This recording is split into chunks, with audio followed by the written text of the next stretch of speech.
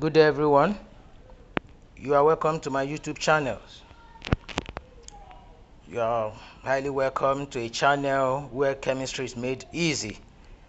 If you have subscribed, thank you, and I believe you are enjoying the channel.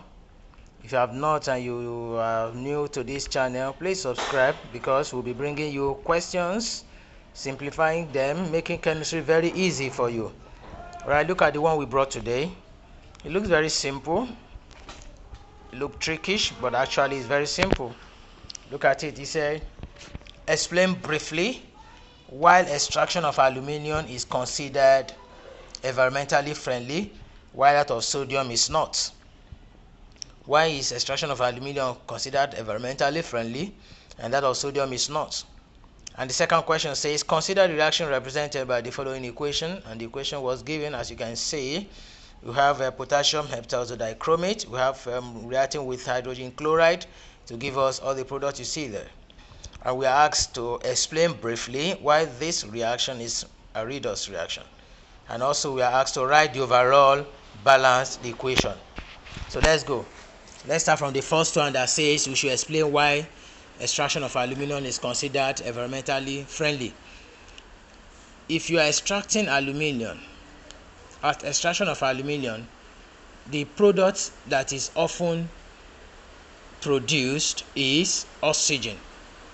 While when you're extracting sodium, the product that is often produced is chlorine. So in this vein, you can see that oxygen is friendly. Oxygen is friendly, all right, and chlorine is what? Is a pollutant. Is a pollutant. So with this information, if I'm to answer the question why extraction of aluminum is considered environmentally friendly, I will say in the extraction of aluminum, oxygen is produced, while in the extraction of sodium, chlorine is produced. Hence, chlorine is environmentally pollutant, therefore it's not environmentally friendly. Simple. However you can put it, or you can say oxygen is environmentally friendly while chlorine is environmentally pollutant. That's just the answer to the problem. All right. So the second one says we should consider this reaction. Give us the reaction. He said, why is it a redox reaction? Why is it a redox reaction? There are two possible answers here. The first one, I will say that both oxidation and what? Reduction. Both oxidation and reduction occur simultaneously. They occur simultaneously. And if you want to see that, how they occur simultaneously, you have to balance the oxidation states. If you see from here, this compound here, the oxidation state of chromium here changes from +6 to +3 here. All right, from +6 here to +3 here. You can calculate the oxidation state. That will help you. All right. So that shows that chromium is what? Is reduced.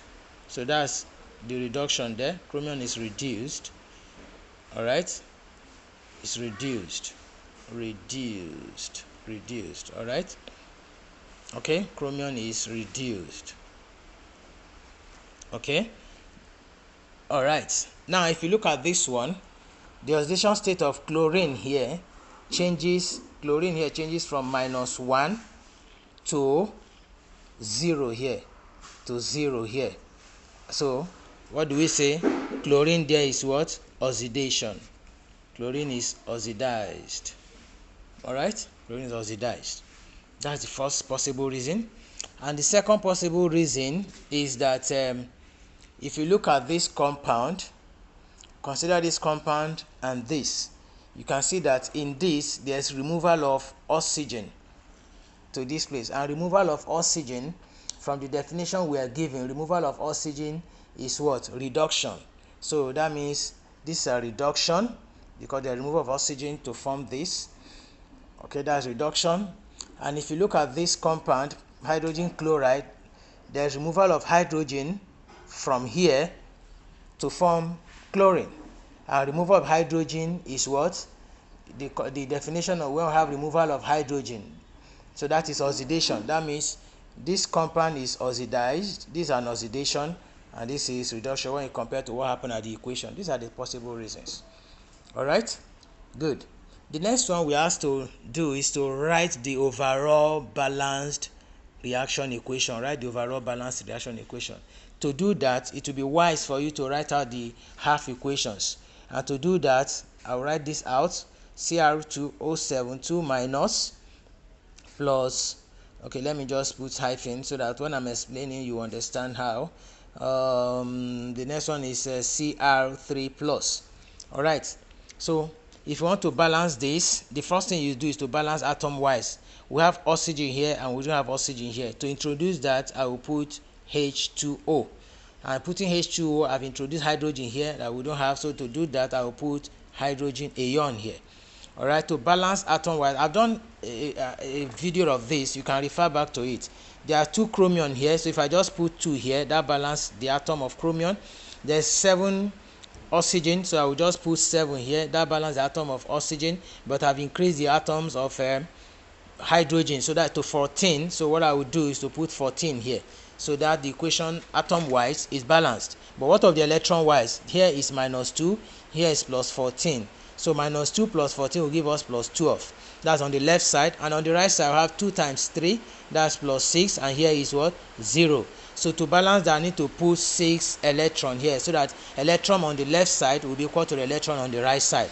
So this is your reduction, mind you, which is balanced. Now what of the oxygen? The oxidation, here we have the chloride ion to give us the chlorine molecule. Balance the atom wise too. This is 2 here, I will put 2 here. Balancing it, that will give us 2 minus 1. Here we have 2 electrons, and here we have 0. We want to make the electrons to be the same as the atoms are the same. So what I will do is to put 2 electrons here. So the electrons are the same now. So now, mind you, these are just the half equation. Mind you, this is our oxidation, and we are asked to balance overall half. So think of factor that will make the electron here and electron here to be the same.